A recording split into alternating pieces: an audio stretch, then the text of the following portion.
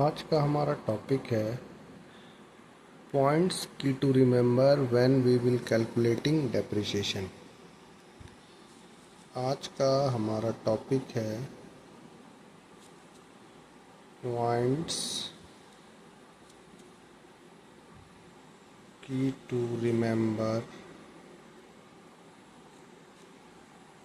When we will calculating depreciation. जब भी हम लोग डेप्रिसिएशन कैलकुलेट करेंगे तो हमको कौन कौन सा पॉइंट्स याद रखना है। मैं इसलिए ये चीज़ बता रहा हूँ क्योंकि क्वेश्चन में आपको यही चीज़ पहले फाइंड आउट कर लेना है, उसके बाद आप क्वेश्चन बनाएंगे तो क्वेश्चन आपसे इजीली बन जाएगा। तो नंबर 1 में आता है what is his cost price. What is his cost price. Cost price का मतलब क्या होता है, जैसे कि यदि कोई मशीन है वो 10,000 में ख़रीदा गया, ठीक है, तो यही इसका कॉस्ट होगा। लेकिन यदि इसमें 5,000 रुपया इंस्टॉलेशन चार्जेस लगता है, इंस्टॉलेशन चार्जेस लगता है, तो इस मशीन का कॉस्ट 15,000 हो जाएगा।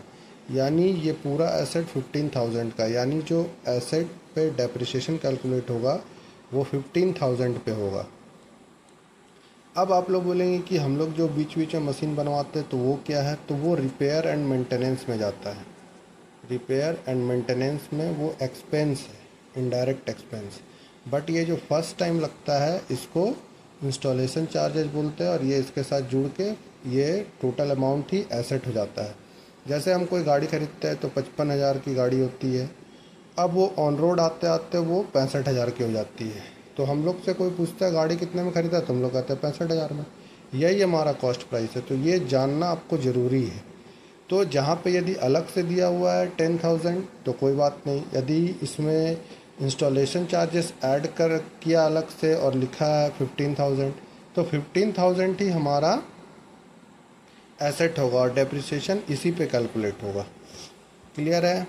अब हमारा दूसरा पॉइंट है कैलेंडर ईयर और फाइनेंशियल ईयर। हमको ये देखना है कि हमारा जो क्वेश्चन है वो कैलेंडर ईयर मेंटेन कर रहा है या फाइनेंशियल ईयर मेंटेन कर रहा है।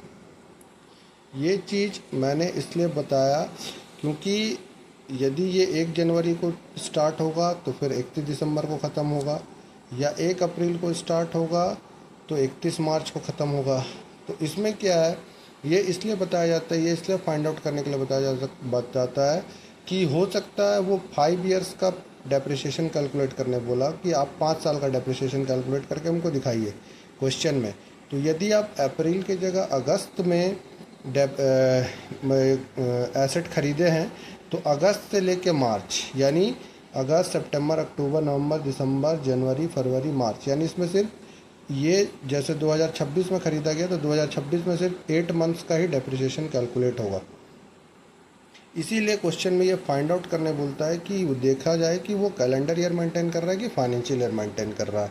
क्योंकि यदि जैसे हमको 5 ईयर्स बोला तो हम 2026 में ख़रीदते हैं तो 2026, 2027, 2028, 2029 ऐसे कर करके हमको 5 साल का डेप्रिसिएशन कैलकुलेट करना है। तो 2026 में जो डेप्रिसिएशन कैलकुलेट होगा, या फाइनेंशियल ईयर है तो ये 26-27 होगा, तो इसमें जो डेप्रिसिएशन कैलकुलेट होगा ये अगस्त में यदि ख़रीदा है तो इसमें सिर्फ 8 मंथ्स का डेप्रिसिएशन कैलकुलेट होगा।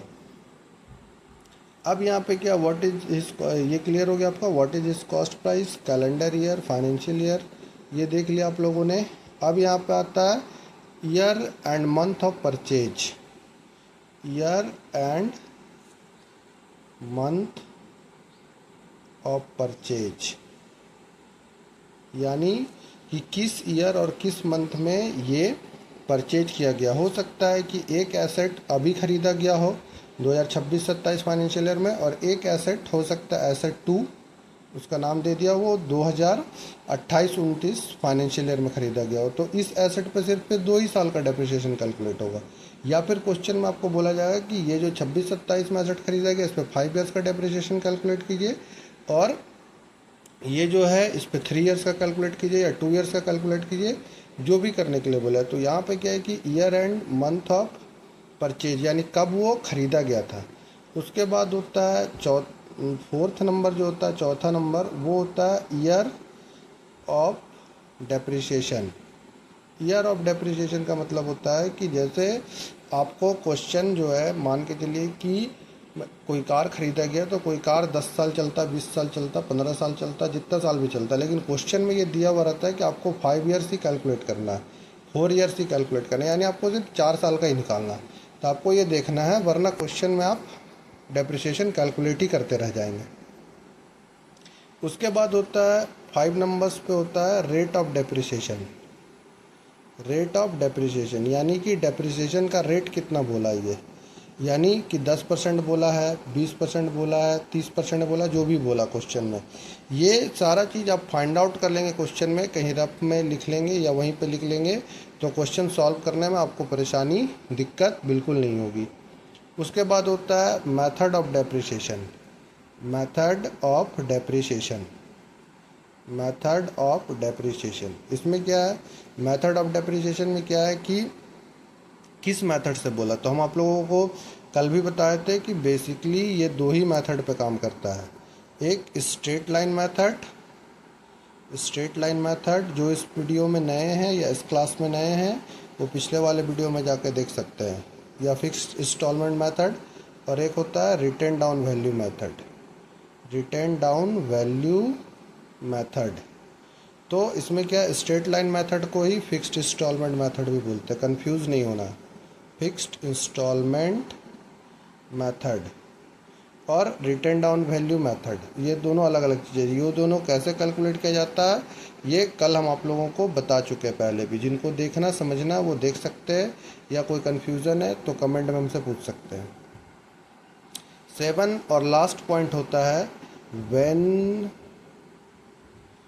We will find scrap value,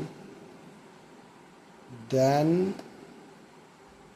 we will never calculate depreciation। यानी कि यदि हमको कहीं पे स्क्रैप वैल्यू मिल जाता है क्वेश्चन में, तो उस क्वेश्चन में हमको डेप्रिसिएशन कैलकुलेट करने की आवश्यकता नहीं है। कैसे, जैसे मान लीजिए ये 2026 में 4000 का एसेट ख़रीदा, ठीक है, ये 2 साल यूज़ किया, और अभी उसका स्क्रैप वैल्यू का मतलब होता है कि जो कबाड़ी में बेचा जाता है। तो कबाड़ी में बेचने के लिए हमको कबाड़ी वाला 2000 रुपये दे रहा है, हमको ये पता है, लेकिन ये बीच का रेट ऑफ डेप्रिसिएशन हमको नहीं पता है, खाली इतना पता है कि 2 ईयर यूज़ हुआ। तो हम लोग क्या करेंगे, एसेट में स्क्रैप वैल्यू को घटा देंगे। तो 4000 माइनस 2000 कितना हो गया, 2000। तो यानी हम लोग डेप्रिसिएशन कितना यूज किए, 2000।